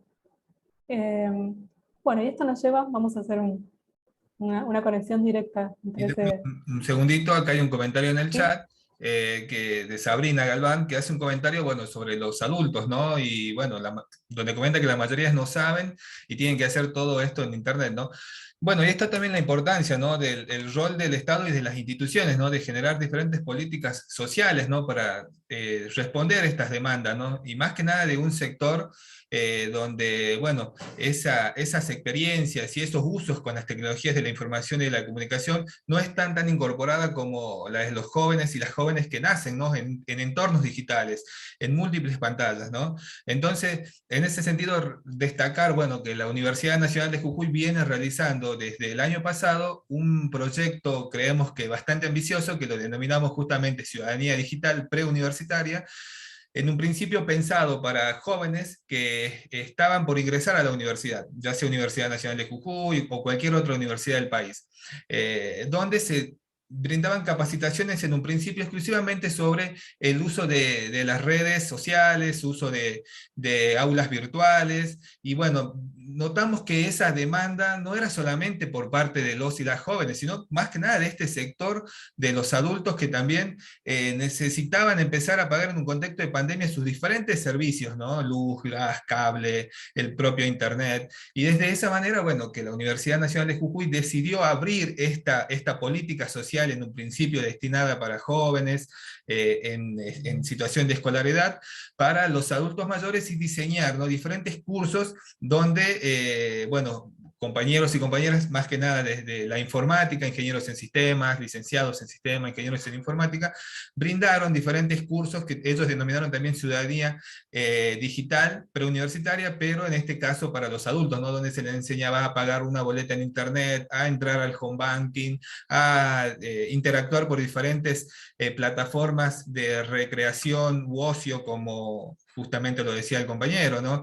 Netflix, Amazon, Spotify, diferentes aplicaciones que también, ¿no? Muchas de ellas son de nuestra utilidad, de nuestra vida cotidiana, y más que nada en un contexto de pandemia donde este sector de la sociedad tan protegido necesitaba quedarse en sus casas, ¿no? Entonces fue muy interesante llegar y ver esas experiencias, ¿no? De los adultos interactuando con internet, con redes sociales, y bueno, cómo abrir, ¿no? También la ciudadanía digital a este sector a través de políticas sociales, ¿no? Creo que eso es muy importante por parte de las instituciones, por parte de las, tanto privadas como públicos, de generar estas estrategias, ¿no? En lo personal, venimos trabajando también con un equipo de la Universidad Nacional de Jujuy, donde estamos licenciados en comunicación, ingenieros en sistemas, un proyecto de extensión universitaria con uno de los barrios de mayor popularidad o de mayor concurrencia, que es como que es el barrio Alto Comedero, ¿no? Diseñamos un proyecto que también lo denominamos Ciudadanía Universitaria, pero que está destinado a jóvenes y adultos que asisten a una institución de educación nocturna, ¿no? Brindar de estas herramientas también, ¿no? Que tienen que ver con todo lo que es el uso de internet, interactuar por diferentes plataformas de streaming, diferentes actividades bancarias que pueden realizar. Entonces, bueno, son experiencias interesantes y son también, bueno, como lo decimos, ¿no? La importancia del rol del Estado y las diferentes instituciones para diseñar estas políticas y poder llevarlas adelante. Muy bien, está Rodrigo, totalmente. perdón, Para destacar, ¿no? Sí, sí. ¿puedo Sonia, claro hablar? que sí. Podés hablar. Sí, gracias. Sí, yo quisiera, desde el posicionamiento crítico hacia lo digital, que creo que ya llegabas a ese punto, decir que algo importante que dijo Mary y también otros en el chat, de no generar o de evitar la discriminación o digamos la inequidad en este acceso, porque eso es lo más grave, eso es lo más, digamos, pertenecer a un mundo que te discrimina, que te aparta, que no, o sea, ni pensar los que no tienen celular o los que pierden algunas veces el celular, ya es imposible pensar en estar incomunicado. A mí me pasaba, por ejemplo, con el banco. En el banco, en la peor época de la pandemia, vos tenías que solicitar turno y si no pedías turno no podías hacer un mínimo reclamo. Entonces, yo tenía una tablet vieja que tenía internet, o sea, tenía acceso, digamos, a internet, pero no podía conseguir, no podía bajar la aplicación, no tenía para la aplicación del banco, y no podía conseguir nunca turno. Y yo me rehusaba a pagar en los ciber, me rehusaba a pagar, pero si yo tenía wifi, ¿por qué iba a pagar aparte? Entonces tuve que, hasta que entendí que tenía que conseguirme un celular que podía hacer uso de aplicaciones del banco, recién tuve acceso a pedir, digamos, turno al banco como yo quería. Y bueno, yo no soy tan joven, ¿no? Pero es verdad lo que dice, la gente más grande, la que más sufre, porque si no tiene a alguien joven o a alguien, digamos, que está, digamos, alfabetizado digitalmente, no puede contar con esa ayuda. Entonces, para mí hay que tener mucho cuidado de no caer en la discriminación, en el aislar a la gente. Eso es muy grave. Y para mí el Internet ya a esta altura tiene que ser gratis para todos. Para mí eso es lo fundamental. Porque si no tenemos una política pública, como vos decías, que apunte a que el Internet está en acceso a todos, bueno, entonces no podemos ser ciudadanos digitales si la principal herramienta no está disponible. Bueno, muchas gracias, Sonia. Y bueno, interesantísimo tu comentario. Sí, ahí no sé si puedo contar algo, Vero. Yo estoy hoy con los Claro. ejemplos, no sé qué me pasó.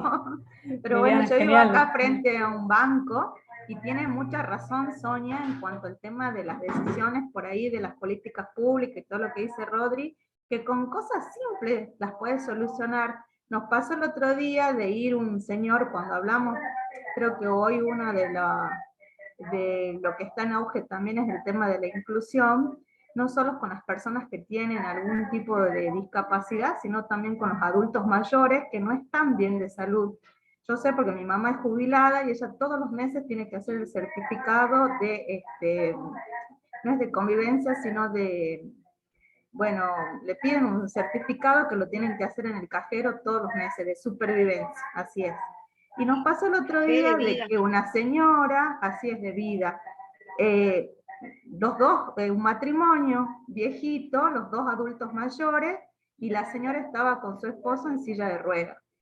Y el aparato, donde si bien son datos biométricos que tienen que poner el dedo, la carita, estaba a 1,30 m de altura, y el señor en silla de ruedas, que fue toda una complicación, ya que la señora suba por la rampa, lo acomode, y no había manera de que el señor llegue con la manito a la pantalla.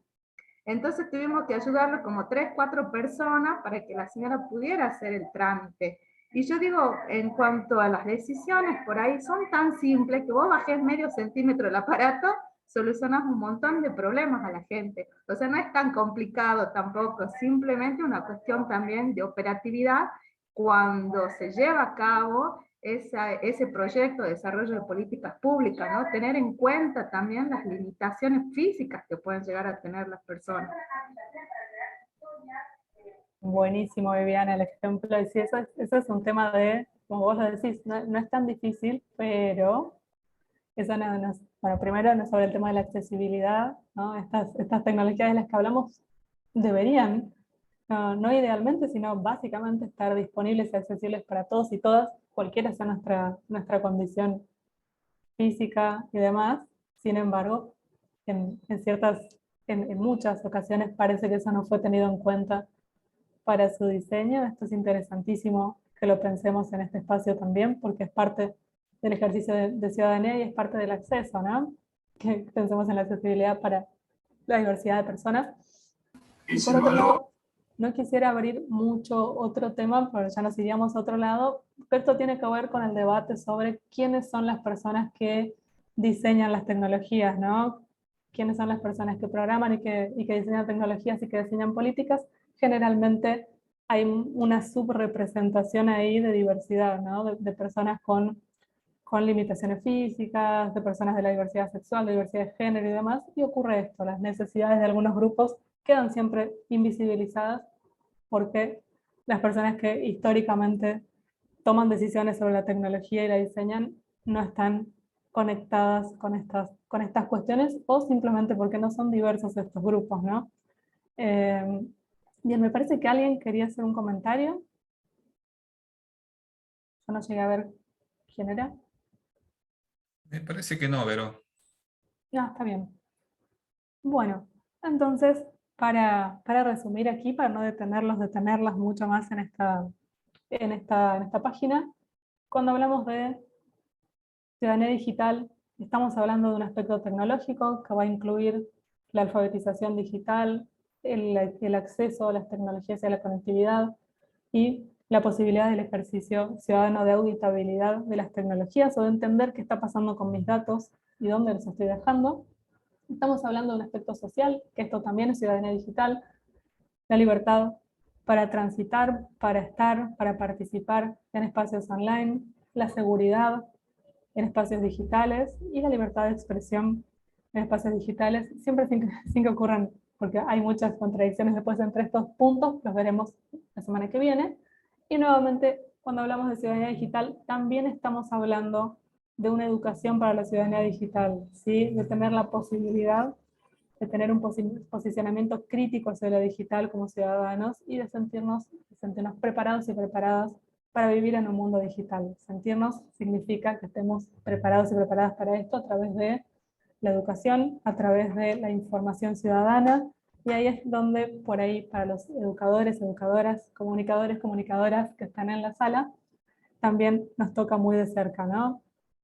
Prepararnos para vivir en un mundo digital y estar preparados y preparadas también para posicionarnos de manera crítica frente a estas cuestiones. Eso también es ciudadanía digital y para algunas también es parte de nuestra profesión, ¿no? de nuestro día a día profesional. Rodrigo, te voy a pedir que pasemos a siguiente pantalla. Y bueno, ya para ir cerrando el encuentro de hoy, creo que fue mucho contenido, vamos a dejar planteados algunos conceptos clave para pensar las ciudadanías digitales desde la comunicación, vale decir también desde la educación y desde lo que sean los enfoques sociales, ¿no? Vamos a pensar en estos tres ejes, estos tres conceptos clave que los vamos a llevar para la próxima semana también, para la próxima clase también, para ponerlos a debate con otras cuestiones, quizás más del día a día, ¿no? Bueno, estos tres conceptos o tres ideas claves son la participación, el acceso a la información y los datos personales. Bien, la participación, estamos pensando aquí en la posibilidad que debemos tener todos y todas para expresarnos en los espacios online, en las redes, en internet, para expresarnos libremente sin ser violentados, sin ser silenciados, silenciadas, por cuestiones que tienen que ver con raza, etnia, género, clase, entre otras, ¿no? Básicamente, cuando hablamos de participación o cuando problematizamos la cuestión de la participación en los ambientes online, rápidamente alguien nos puede decir, pero en internet puede participar cualquiera. Y bueno, y ahí es cuando, si entramos más profundamente en lo que ocurre en estos espacios, muchos grupos son silenciados, muchas participaciones son cercenadas, hay mecanismos que se encargan de que esto ocurra, de que haya quien no se sienta cómoda ahí, y por lo tanto se quede callado o callada, y hay un motivo y hay una consecuencia en esto, que es limitar el ejercicio de la ciudadanía de estas personas, ¿sí? Vamos a entrar en esto la semana que viene, pero es una de las claves de hoy, de la definición de la ciudadanía digital, de cómo es su ejercicio, y será una de las claves para la semana que viene también. En el punto 2 tenemos el acceso a la información.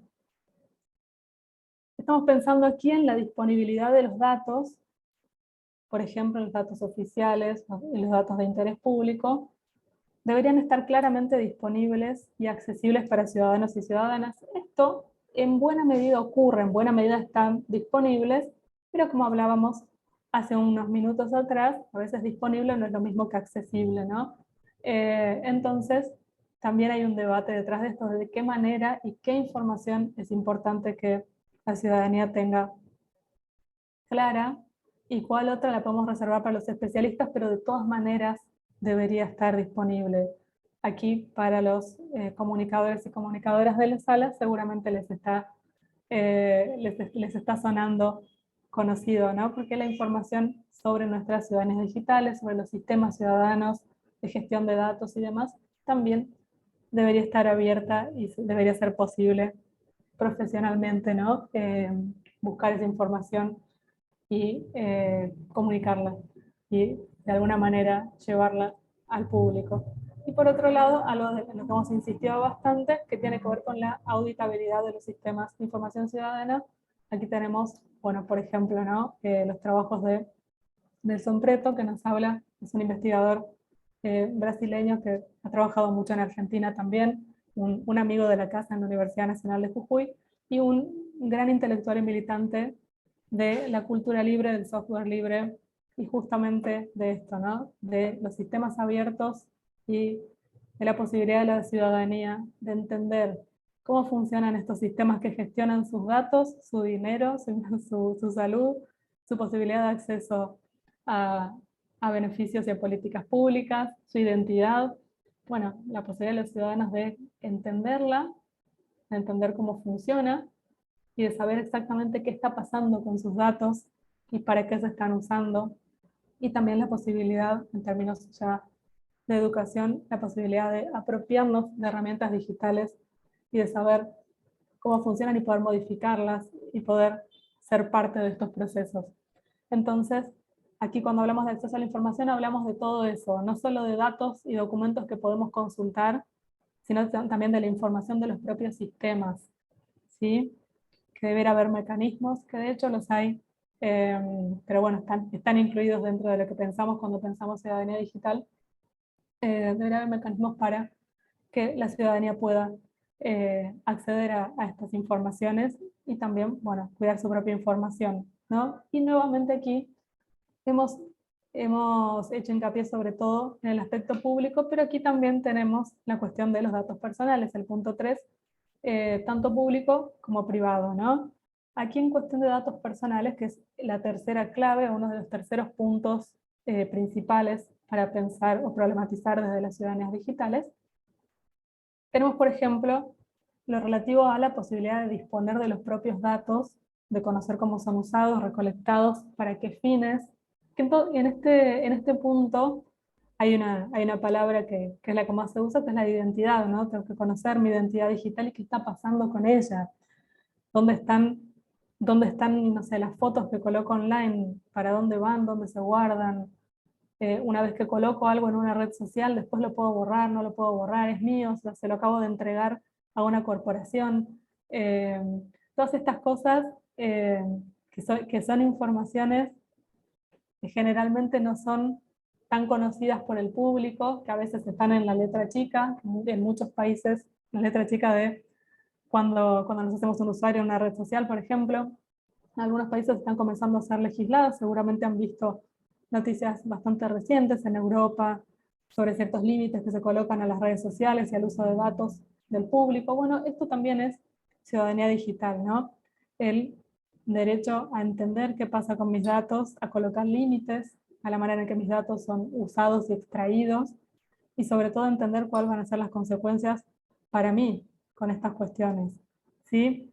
Aquí esto viene de la mano de la cuestión del consentimiento informado, o sea que hay una responsabilidad de las empresas y de los estados de informar a las personas qué es lo que va a ocurrir con su información, y también la cuestión de la seguridad frente a las agresiones. A veces la exposición de nuestros datos nos puede exponer también a ciertos hechos de violencia, y esto tiene que ver justamente con el poco control que a veces tenemos sobre el nivel de exposición de nuestros datos. Poco control porque no podemos controlar qué va a pasar con nuestra información, o poco control porque no sabemos cómo hacerlo.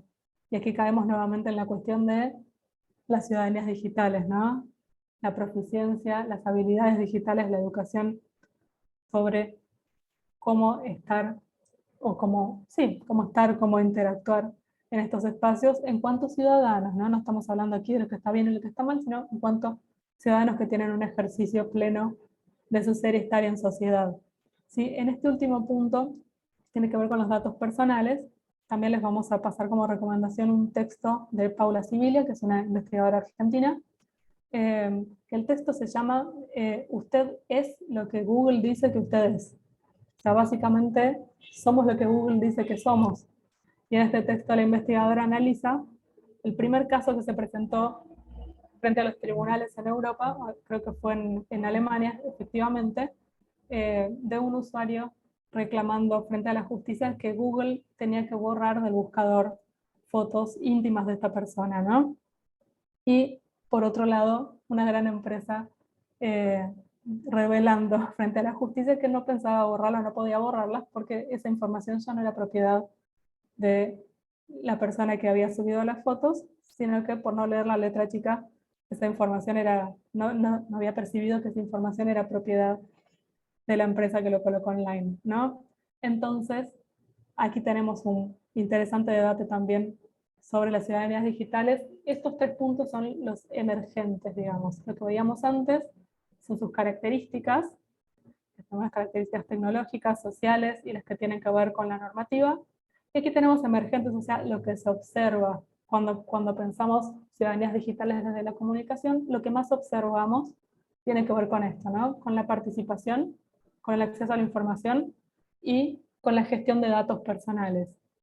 Bien, estos tres puntos, sobre todo los tres puntos finales, los vamos a revisitar en el próximo encuentro, el sábado que viene, para relacionarlos con otras cosas que ya les vamos a contar. Rodrigo, si podemos pasar a la última pantalla. Bueno, para la próxima semana vamos a tratar el tema de las ciudadanías digitales y el periodismo, ya más específicamente, teniendo en cuenta el tema de nuestra diplomatura.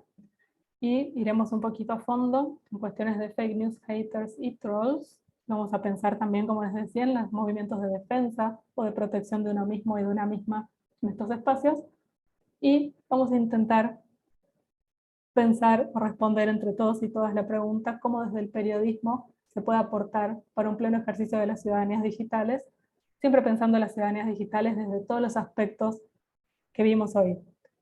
Bien, entonces, siendo las 11:46, llegamos hasta acá con los contenidos que teníamos para este primer encuentro. Nos estaremos encontrando en el aula virtual, en la plataforma UNJU virtual durante la semana, y si les parece podemos aprovechar estos últimos minutos para si quedó algún comentario, alguna pregunta o algo que alguien quiera agregar. En realidad yo, pero quiero agregar algo para terminar Bien, el encuentro de hoy. Bueno, me gustaría reflexionar un poquito con ustedes sobre los movimientos sociales, ¿no? en Internet, en la era de Internet. Y bueno, un poquito, Vero, antes de meterme en este tema, aportar algunos más que nada comentarios a tus reflexiones que venías haciendo.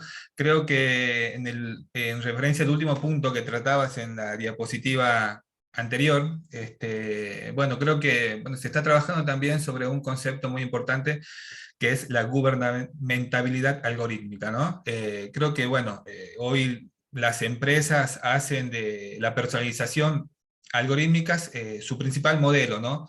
de negocio, y se generan desafíos a la hora de las tomas de decisiones democráticas, ¿no? Bueno, debemos ser también un poco conscientes qué estamos compartiendo de nuestros datos, ¿no?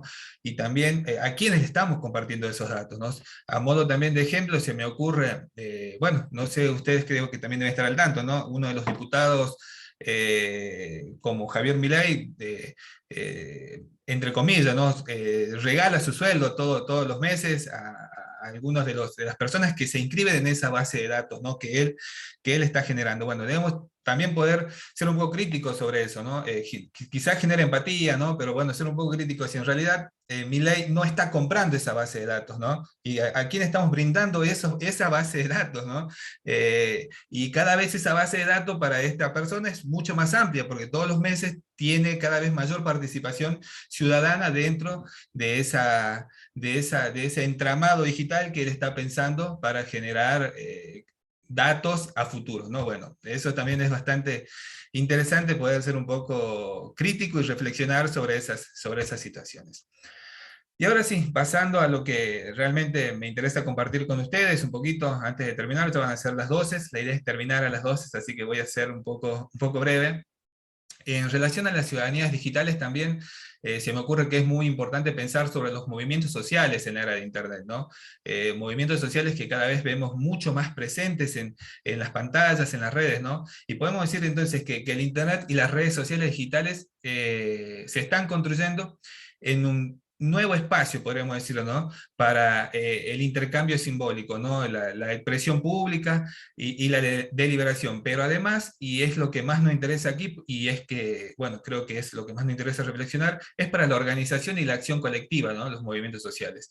El espacio de la presentación pública cada vez se nos ha hecho más amplio, pero a diferencia de los medios de comunicación masivos, podemos decir tradicionales, como la prensa, la radio, la televisión, que suelen ser medios centralizados y con poco acceso, verticales y sin posibilidades de interacción continua, el Internet permite una comunicación distribuida, ¿no? de amplio acceso, horizontal e interactivo, lo que está dentro de lo que Manuel Castel es uno de los intelectuales que reflexionan muy interesantemente sobre, ¿no? las ciudadanías digitales, los movimientos sociales, y poder leerlo, tener un panorama de él, nos va a dar una visión también bastante importante, ¿no? Él lo llama autocomunicación de masas, ¿no? Y esto posibilita, entre otras cosas, la aparición de nuevos espacios, como decía Vero, de formación de opinión pública, ¿no? Entre ellos son el ciberactivismo, los movimientos sociales en la red, y lo que él también denomina la tecnopolítica, ¿no?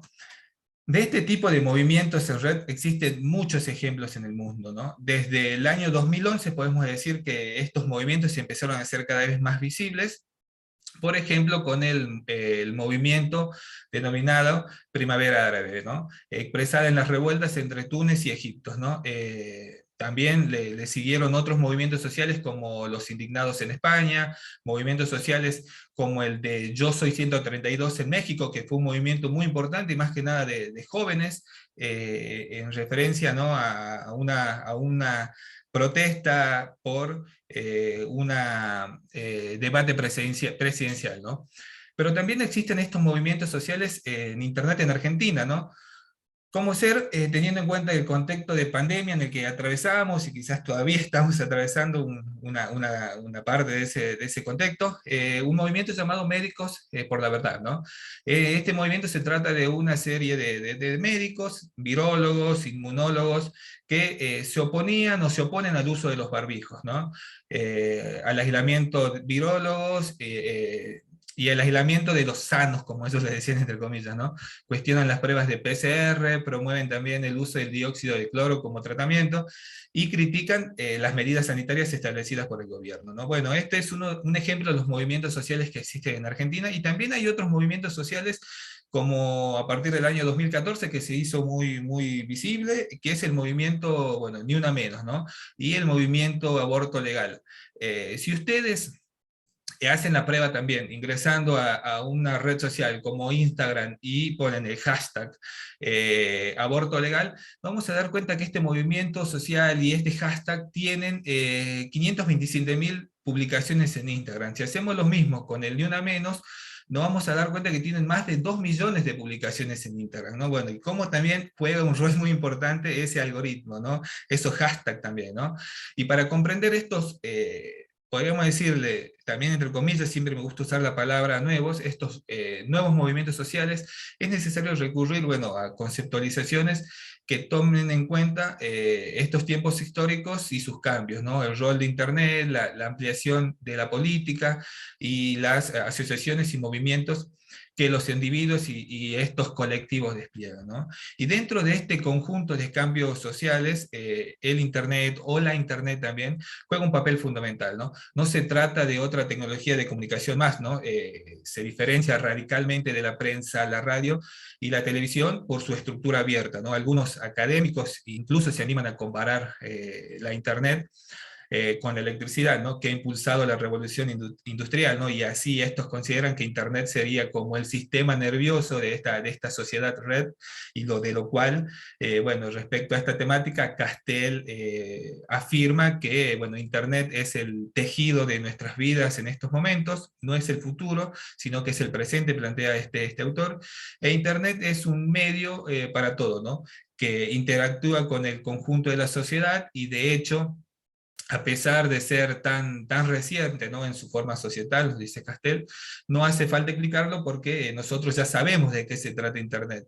Y simplemente él nos recuerda que se trata de una red de redes de ordenadores capaces de comunicarse entre ellos, y no es otra cosa. Sin embargo, esa tecnología es mucho más que una tecnología, ¿no?, dice, ¿no? Y es un medio de comunicación e interacción, bueno, organización social, ¿no? Y es importante resaltar también para Castel que la Internet no es solo una tecnología en el sentido instrumental, ¿no?, pero tampoco solo un medio de comunicación, sino además es un medio de organización e interacción social, ¿no? Y un movimiento social en red, bueno, Manuel Castel, no sé si ustedes pueden ver, yo uso un libro muy, muy importante de Castel, que se llama Comunicación y Poder, según Castel, cuenta con una serie de características, ¿no?, los movimientos sociales, ¿no?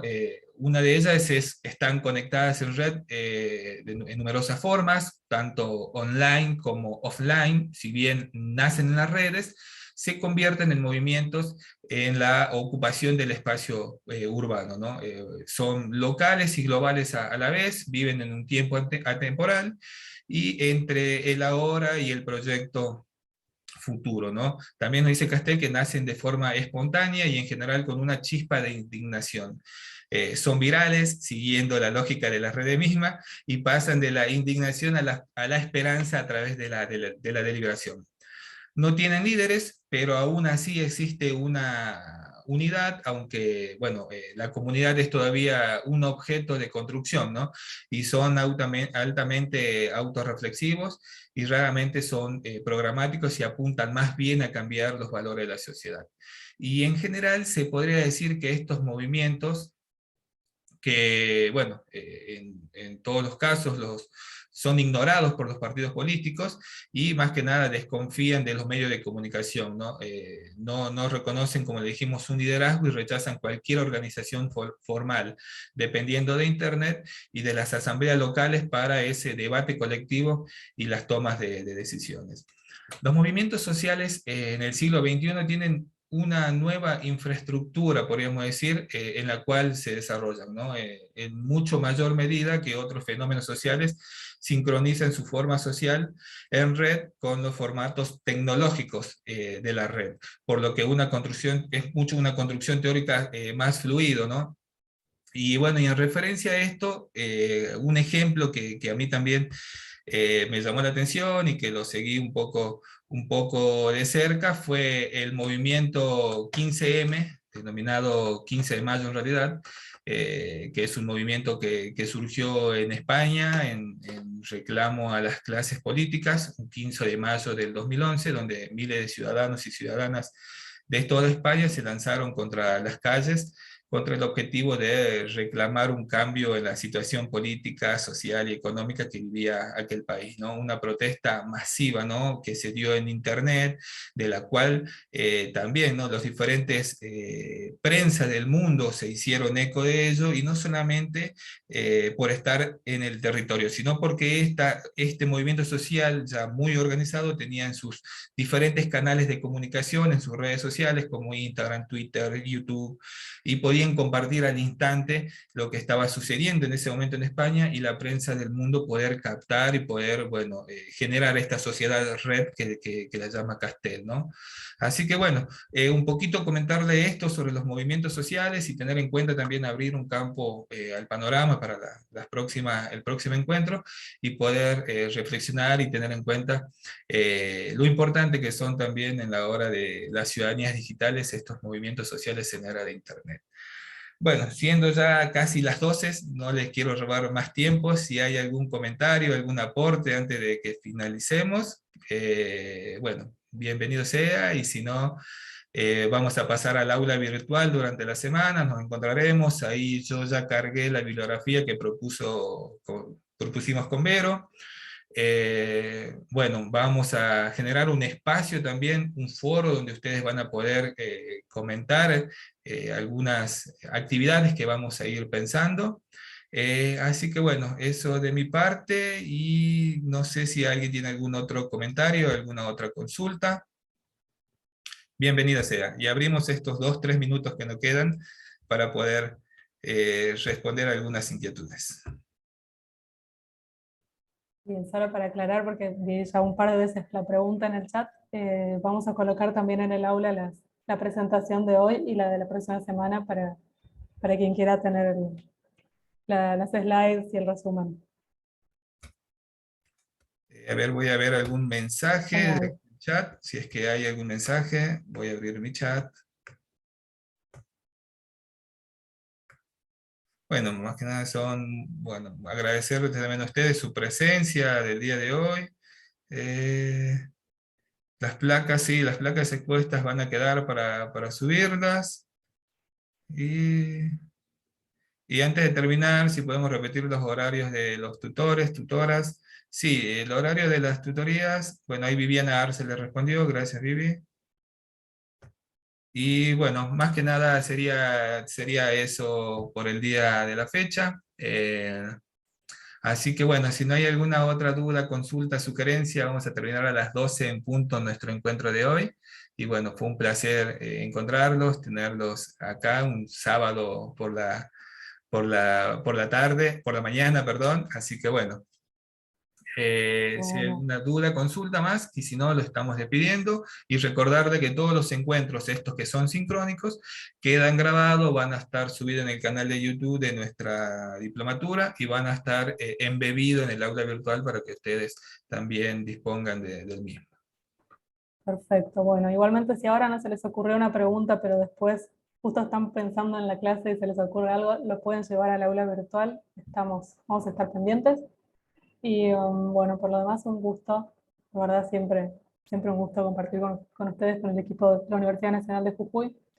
Rodrigo, Viviana, un abrazo y bueno, todos y todas, hasta el próximo sábado. Fuerte abrazo, Vero, y nos estamos viendo el próximo sábado. Hasta luego. Hasta luego, chao, chao. Hasta el próximo sábado. Hasta la próxima clase. Gracias, hasta el próximo sábado.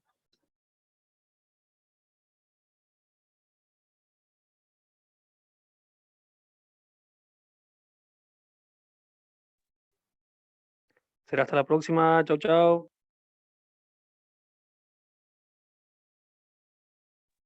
Chau, chau a todos. Ahora finalizo la reunión para todos y todas, así que van a salir del espacio todos y todas.